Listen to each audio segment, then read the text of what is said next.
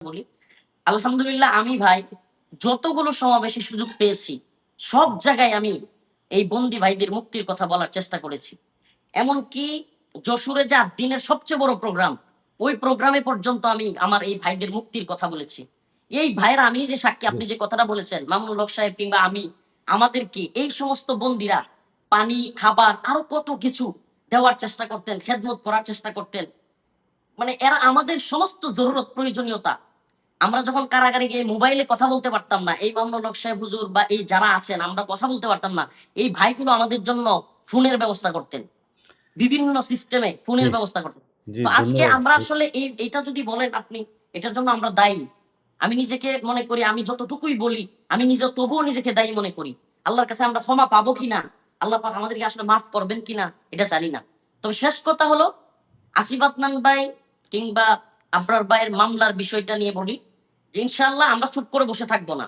আমি নিজে বলেছি, আমি ভাইদের সাথে কথা বলেছি, আবরার ভাইয়ের সাথে কথা বলেছি, যে কোনো ডাক দিলে আগামী শুক্রবার হয়তো আমাদের আরেকটা মিছিল আছে, গত শুক্রবার একটা আন্দোলনের হয়েছে, আগামী শুক্রবারেও ডাক আছে। ইনশাআল্লাহ আমি বলবো ইসলামপন্থীদেরকে, এই প্রজন্মকে, যে আপনারা এগিয়ে আসুন। কোন শায়েখ কোন দল ডাক দিল না দিল তার চেয়েও বড়, ইসলামের জন্য দ্বীনের প্রয়োজনে আপনারা ময়দানে এগিয়ে আসুন।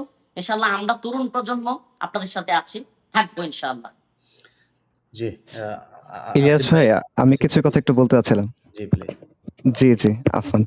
জি, ভাই, এখানে আসলে সবারই অনেক ব্যক্তিগত কষ্ট, মানে অভিজ্ঞতা, ট্রমা অনেক কিছু জড়িত আছে। সবার অনেক মেহনত জড়িত আছে।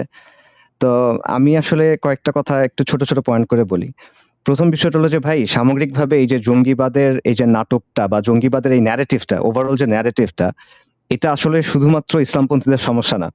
আপনার নিশ্চয়ই মনে আছে যে ৫ই মে যখন ওই যে লং মার্চ হচ্ছে, গণভবনের দিকে মিছিল যাচ্ছে, সকালবেলা সবার মোবাইলে এসএমএস আসছে যে আপনারা কেউ প্রিয় নাগরিক বা হ্যাঁ, প্রিয় হ্যাঁ, কিছু, আপনি ঘর থেকে বের হবেন না, বাইরে জঙ্গি হামলা চলছে।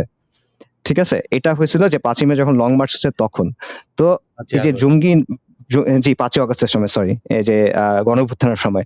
মানে এখানে বিষয়টা যেটা হয় যে যখন কোনো বাহিনী একটা অস্ত্র কিনে, সে হয়তোবা অস্ত্রটা কিনে একজনের দিকে গুলি করার জন্য। কিন্তু একবার যখন অস্ত্র কেনা হয়ে যায়, সেটা কিন্তু সে একজনের দিকে গুলি করে না, সেটা সবার দিকে চালায়। তো একবার যখন জঙ্গিবাদের এই ন্যারেটিভ দিয়ে তারা মামলা দেওয়া শুরু করবে, ১ম এ এটা হয়তোবা আসিফ আদনানকে দিয়ে শুরু হবে বা রেজাউল করিম আবরারকে দিয়ে শুরু হবে বা জাকারিয়া মাসুদকে দিয়ে শুরু হবে। পরবর্তীতে এটা গিয়ে বিভিন্ন গতানুগতিক রাজনৈতিক দল বলেন, ছাত্র আন্দোলন বলেন, শ্রমিক আন্দোলন বলেন, নারী আন্দোলন বলেন, যেকোনো আন্দোলনে গিয়ে ব্যবহার হবে। এটাই হলো বাস্তবতা, এটাই হয়ে আসছে। এটা আমাদের সামনে চোখের সামনে প্রমাণ আছে। সো বর্তমানে যে বিষয়টা